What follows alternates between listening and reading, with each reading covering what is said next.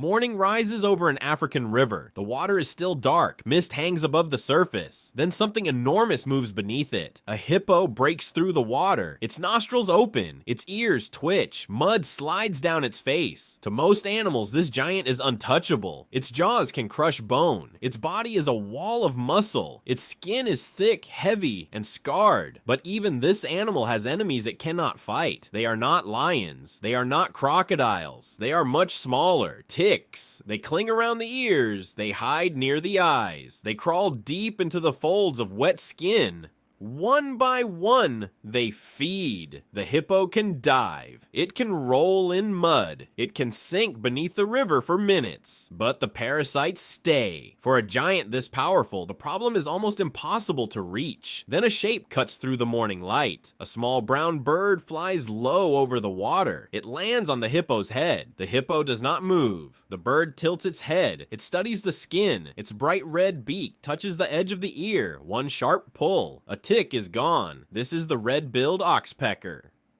And for this bird, the body of a giant is a feeding ground. It does not search the grass for insects. It does not wait in the branches for fruit. Its food walks through the savanna. Its food breathes. Its food sweats. Its food is covered in parasites. The oxpecker hops across the hippo's muddy head. Its claws grip the rough skin. Its eyes keep moving. Every wrinkle could hide a meal. Every twitch could reveal another tick. The bird stops near the eye. For most creatures, this would be too close. One snap from the hippo could end everything, but the oxpecker keeps working. It leans forward. Its beak slips into a muddy fold. Another parasite disappears. The hippo blinks slowly. It does not chase the bird away. For the hippo, this tiny visitor may be annoying, but the ticks are worse. The sun climbs higher. The river begins to glow gold. The oxpecker flies down to the bank. It lands on a wet stone. For a moment, the cleaner stops cleaning. It dips its beak into the water. Once, then again. A dragonfly passes behind it. Small fish ripple near the shore. The bird shakes its feathers.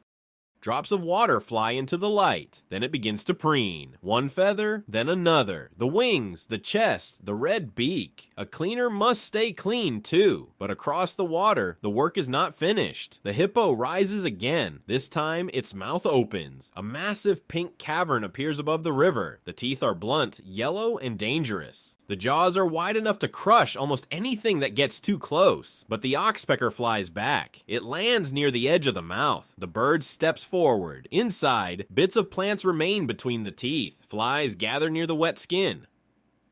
Parasites hide where the hippo cannot reach. The red beak moves fast. A quick pick. A pause. Another pick. The hippo stays still. Its eye slowly closes. A giant that could destroy the bird in an instant allows it to work inches from danger. This is the strange rule of the river. The oxpecker gets food, the hippo gets relief. But this is not friendship in the human sense. It is something older, something rougher, a trade made by instinct. The bird takes one last piece from the edge of the jaws.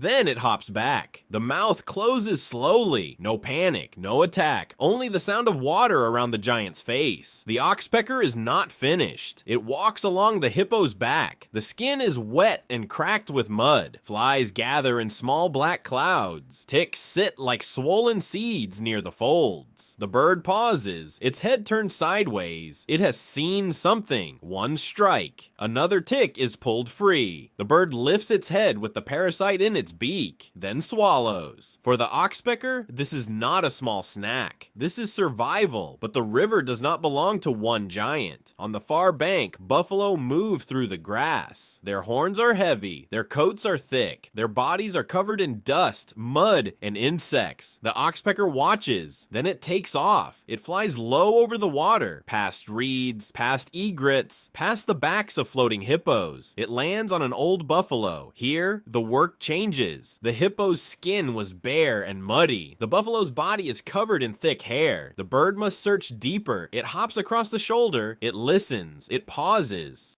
Then it pushes its beak into the fur.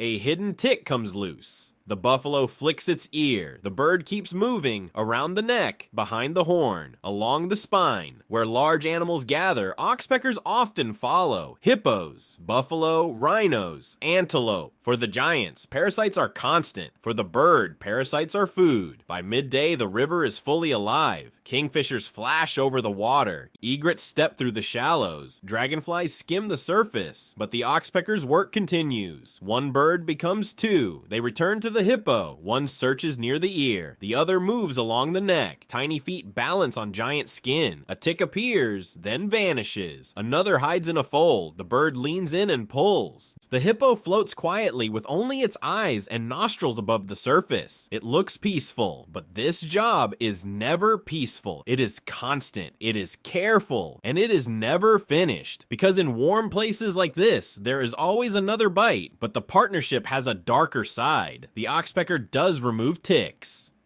It can clean parasites from places a large animal cannot reach, but it does not always stop there. Sometimes the bird pecks at open wounds. Sometimes it feeds on blood. Sometimes it can keep a sore from healing. So this relationship is not perfect. The bird can help, the bird can irritate, the bird can clean, and the bird can take more than the giant wants to give. For the hippo, there is no simple choice. A bird on its head can be uncomfortable. A beak near the eye can be dangerous. A peck at a wound can hurt, but dozens of ticks can be worse. So the giant allows the cleaner to stay. Not because it understands kindness, not because the bird is a friend, but because in the wild, survival is often a bargain. As the afternoon fades, the heat softens. The river turns bronze. The buffalo move into the shade. The egrets lift into the sky. The hippos sink lower into the water. Only eyes, only ears, only nostrils. The oxpecker is still there, still watching, still searching. It steps carefully along the hippo's face. One last tick hides near the ear. The bird freezes, then strikes. A quick pull. The parasite is gone. The hippo exhales. The water trembles around its mouth. For a moment, the giant and the tiny bird are still. One animal carries the problem. The other survives by removing it. It looks simple from far away. A bird helping a giant. But up close, the truth is more complicated. This is not a perfect partnership. It is not pure friendship. It is not completely harmless. But it works. And in the wild, that can be enough. Because even the strongest animals have weaknesses. And sometimes the smallest creature in the scene can change the life of the largest. The sun disappears behind the riverbank. The hippo sinks into the dark water. The oxpecker lifts from its head and flies toward the trees. Tonight, the ticks will keep searching. And tomorrow, when the river wakes again, the red-billed oxpecker will return to work.